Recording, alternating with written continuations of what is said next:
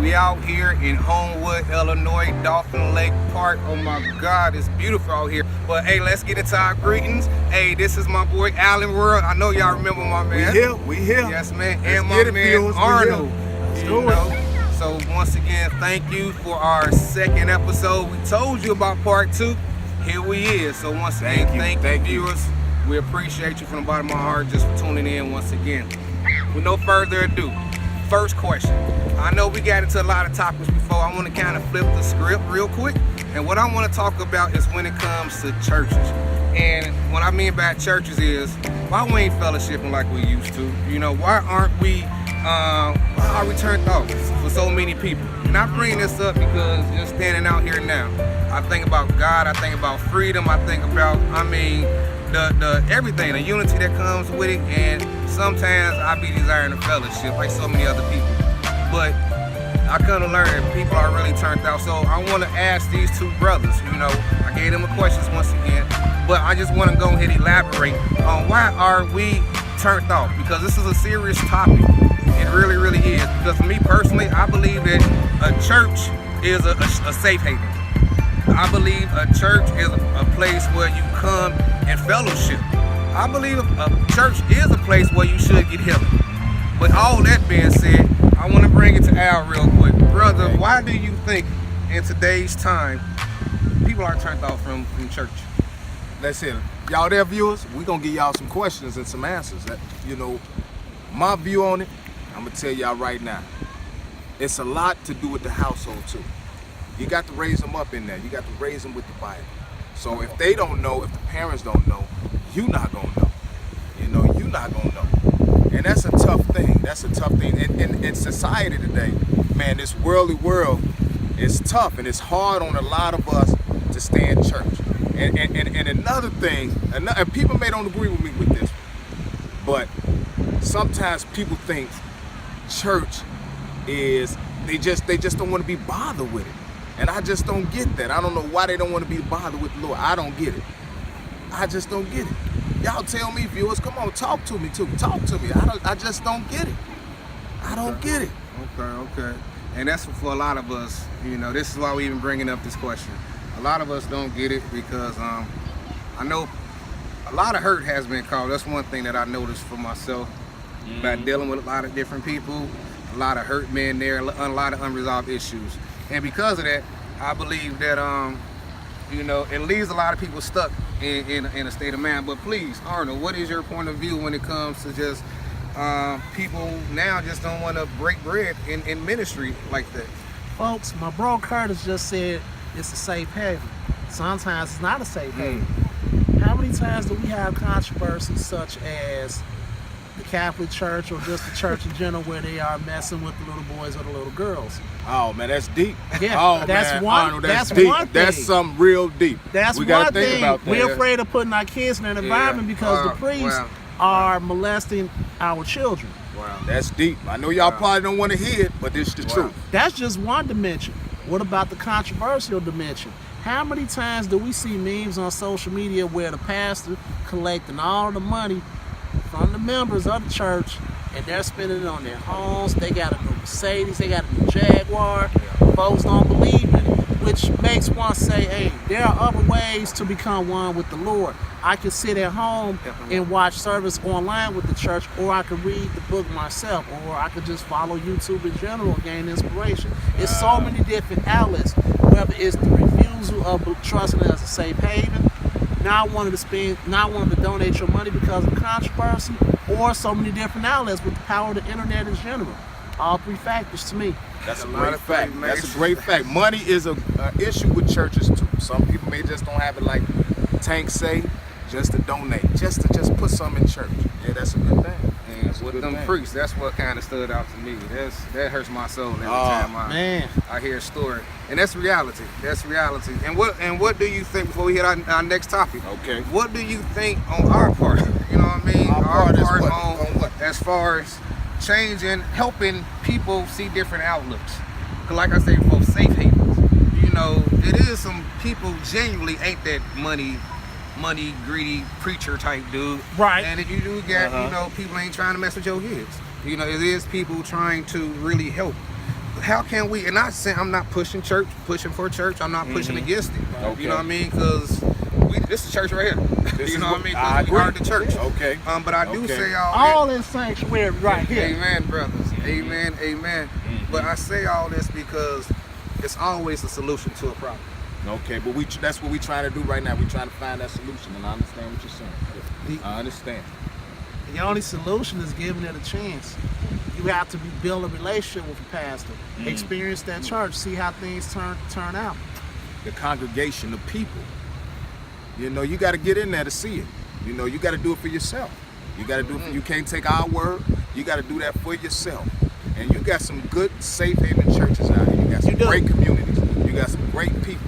And you got to take it on yourself to go out there and see it. I'm telling you, we out here. Look it up. We out here. Come talk to us, viewers. We here. We want you. That's what I'm telling you. We here. We can be talked to. You know, we want to talk to y'all. You know, that's how we can get a point. That's how we can get the point across. And Come we talk want to y'all us. to talk back. There you go. You know what I mean? Because There you iron go. do sharpen iron. There you go. You know what I mean? Great. There it is. Did you hear that? Iron sharpens iron. And with that being said, let's lead us to our second topic. We all got some type of purpose in us. Yeah. In this creation that we're living in, it gotta be, I believe, there's something created in us for this creation to really blossom like never before. I believe we all got destiny in us. I believe we all got purpose. That's what I'm saying. We all got something in us just waiting and beckoning and urging to really be released. All of us. Remember that, all of us. And I believe a lot of us do know. And my topic question is, why do we so often date purpose versus marrying? And what I mean by that is, a marriage is a commitment. We every day getting up determined to seek this thing through. We pre-planning. That's a marriage. But dating, oh, she call or not. Oh, if he call or not, I'm good. I'm gonna go my way. And we do our purpose like that. We get frustrated, we get discouraged. There's so many reasons why we get knocked off that marriage, so to speak. Those that already understand purpose. So I want to ask you, gentlemen, Okay. why do we so often, Arnold, date our purpose versus dating our purpose? Well, when you're looking for a woman, or when the woman's looking for a man, they'll sit back and say those type of things. Well, if he doesn't call back, forget it. Or she don't call back, I ain't got time for it, on to the next one. And that is reality, because you don't want to spend too much time trying to go out to one when there's many other fish in the sea, or the pond in this case. But once you get into the relationship, once you get into the marriage, they always say you still have to act like you're dating your wife. Great. That's a great one. And they say that because we don't want complacency. When you get complacent and start doing the same thing while you're in your marriage or in your relationship in general, things are gonna get boring.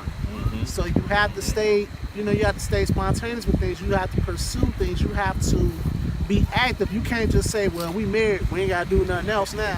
Right. But Marriage yes, is I tough do though. understand. Marriage is a tough thing too. Don't let that answer confuse you as well. I'm just gonna give it to you 100. Marriage is tough too. You gotta. It's a stepping stone. You understand? It's a stepping stone. Everything ain't gonna be perfect. Just like when you're dating, it's not perfect. It's not perfect. It's a hard thing to do. It's a hard thing to do to stay with one person. We understand that, because I know sometimes it's hard. God put this in us to say. It's in the Bible to say, don't fornicate, don't cheat, don't adultery. I know it's tough. I know temptation is hard. It's hard. But you got to be like they said, marriage, you got to work on it. You got to work on it. Just like dating, you got to work on that too. You just got to work on it. It's a constant work. Just like you work at your career. Work at your career. You ain't going to be perfect when you first get into your career. You think you're going to be this and that, but you got to work on it. Just like you got to work on marriage and dating. Consistency is key. That's the key. And let's continue with the question, but that's an excellent topic, you know what I mean? A lot of us are dealing with broken relationships, you know what I mean? And consistency is key. Ain't every day ain't Christmas, you know what I mean? And once you understand that, you recognize that, you work on that within yourself, You know, I'm a firm believer you gotta take the log out your own eye before you can even look at somebody else. You know what I mean? It's just less timing, less energy that you're using on the other when you can be helping your own self. And then in return, you can help that other person in a greater way. But marriage, I'm sorry, I gotta say marriage. Married to your purpose versus dating your purpose. Why do you think we have these type of issues right now when it comes to us falling short on what we created to do? Because sometimes we get scared. That's what it is. We nervous. We are nervous to jump out there and take that risk. That's like jumping out here in this water. We nervous. And that's the thing, you can't be nervous. Amen. God gives you a purpose. Amen. We got to go out there and find it. You got to go out there and find your own purpose. You understand that? Y'all got to do that. I know that water can be scary. Look at it. Look at it. Deep, 40 feet, 30 feet, and that's nervous. That's nervous. But sometimes you got to take that risk. You got to take that risk. And you jump out there, he got you. He got you. So you got to take it. Do it scared. That's what it sounds like. Do it scared. Do it scared? Do it scared. As far as we don't. Yeah, we got to do it scared. That's the thing. We're scared. No, you said, well, how do we date our purpose instead of marrying it? Yeah. And I'm saying, if you got to jump out there and take that risk, just like marriage. You got to jump out there and take it. Amen, brother. Amen. Do it scared. And because fear is natural. It is. It's natural. But that fear, how do we control it? So that's the thing. Sometimes how do we go through it. Sometimes, let me tell you, y'all seen. Let me just use this as a point. You seen Rocky, right? Y'all seen Rocky. He was feared. He was scared. He was nervous. He took them beatings, but what was that outcome? Y'all tell me that outcome. I know y'all seen the movie. Tell me the outcome. He was the world champ, wasn't he? He made it to be the champ. Sometimes you're gonna take a beat, but you gotta get back up. You gotta get off that float. And when you become champion, you still gotta stay humble. There you go. You still gotta stay humble. humble. That's a great thing. You young folks out here say all the time, get the bag, or you brag, got the bag. Yep. Okay, now that you got the bag, how about maintaining the bag? How about perfecting the bag? Oh, and that's called wealth. Oh, wow. You want wealth. You don't want riches. Everybody get that confused, and we don't want y'all to get that confused. You want wealth. You want your family to have money. Bro. You want your money. You want your family to have money from them on down. Amen. We don't just want you to have it. We want your family to have it. That's wealth. So with that being said, I mean, y'all just leading into these next topics, by the way, which is awesome. And once again, ain't none of this scripted. We want to follow the spirit. Yes, we wrote down questions. Yes, we looked at the questions because we want to come with some knowledge. We don't want to be ignorant with you, but we'll let our spirit, the universe, guide everything. So we're grateful for that. So leading to this last topic, why do we so often, the Bible says we supposed to live in the world and not of the world? Woo! Great question. That's a great question. Why do we, if we know this for ourselves, why do we constantly live in the world and not, why are we constantly living of the world as far as following a pattern, following their ways? All right is wrong, not wrong is right. You know, the different things that we're dealing with. Yes, a dip is fine. You know, yes, cheating on my taxes is fine. All these different things that we just settle with. You know what I mean? Why do we do that to ourselves? Because we caught up in this worldly world. That's just that. Hey, I'm gonna give it to you like that. If we caught up in this worldly world, and we shouldn't. Look at us. We all look at. We talking on this camera now. Look, this the worldly world, and I'm just telling you the truth. We just caught up. Sometimes we get confused about it, and we shouldn't.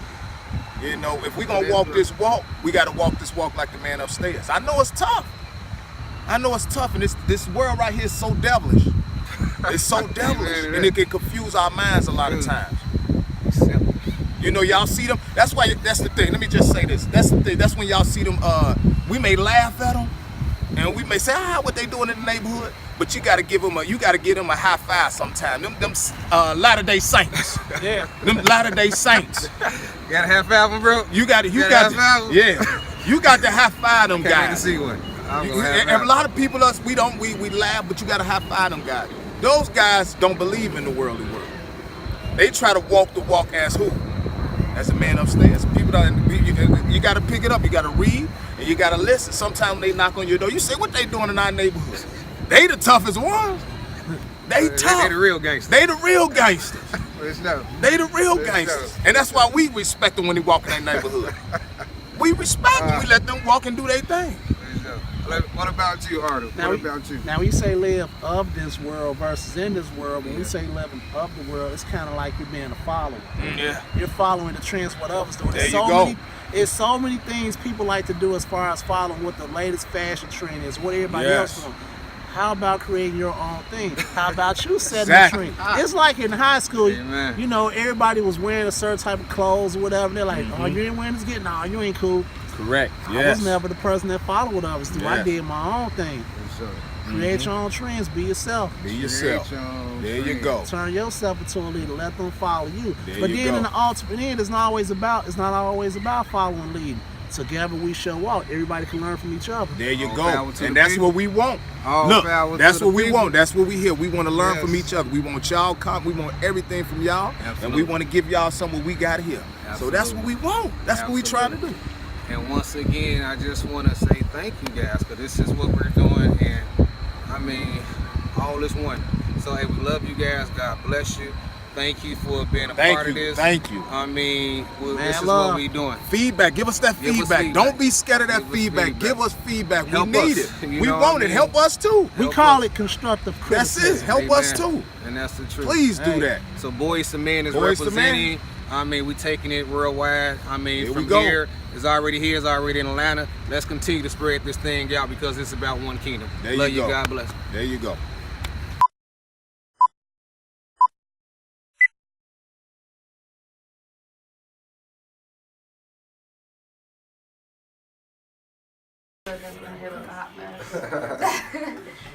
Okay, you ready? So you filming? I'm just filming right now behind the scenes. Pushing okay. what you can do. Well, we just filming behind the scenes right now, y'all. You know, we want up, all to fellas? go well. Be ready for some brutal honesty. That's all. Be ready for it. That's what we got, y'all. That's who we know, got. This from a male's point of view. That's what we got, y'all. So hopefully this is what y'all want to hear out Y'all here. ain't ready. Y'all ain't ready. You know, the world ain't ready for these cats. Uncut, unfiltered. we got married and we got relationships in here. The world is not ready. So let's go ahead and give it to them honestly. Let's get it. These two been married, not me. What I said honest. What I said married and we got relationships. You in a relationship. And on that, we gonna You stop there. relationship. Get ready for the show. No, who knows that brand? What's going on, everybody? We behind the scenes. These are the people that's making this possible, man. This is my boy Brandon. Say what's up, Brandon. Peace. Peace, peace. This is my daughter Danielle. Say what's up. Hello, guys. All right, Alicia. Push Pop Revolution, guys. Push Pop Revolution. Hello and peace. So, y'all behind the scene. How does this feel? I know this is. I know y'all been doing this type of things for a minute, but to like a talk show, something type deal. What type of energy is this? Well, it feels good, and it's kind of different from what we've been doing. Because normally we just record ourselves. To be recording others and like listening to others talk, I think is very different and very exciting. So I'm just excited about everything. Gucci. Well, not only am I excited for my father's first platform like this, but I'm also excited to hear the men's perspective on life, love, and relationships and anything else. And just to be a part of this. And let's go, guys. This is all revolution. Revolution. There's power in this. It don't start until you do it. So we starting from ground zero. We'll be in the $1 million studio soon. You got to start somewhere. Amen, brother. Yeah, and we gonna look at our studio. This is my homeboy basement. And you know what I mean? We making it do. We making it do. You know, the creativity from these three. Making a basement a stage. Man cave for real. Asking the question. Okay, so what is Boys to Men? Boys to Men is just that, from a boy to a man. Sometimes boys want to be a man, sometimes men unfortunately act like boys, but make a long story short, we just life coach, you know what I mean, in whatever way, shape, or form. If we in your face, if we stayed away, you know what I mean, our goal and our job is to get that energy, get that time, you know what I mean, not just for a season, but for all 4 seasons, you know, year after year. Okay. So that's what Boys to Men is about.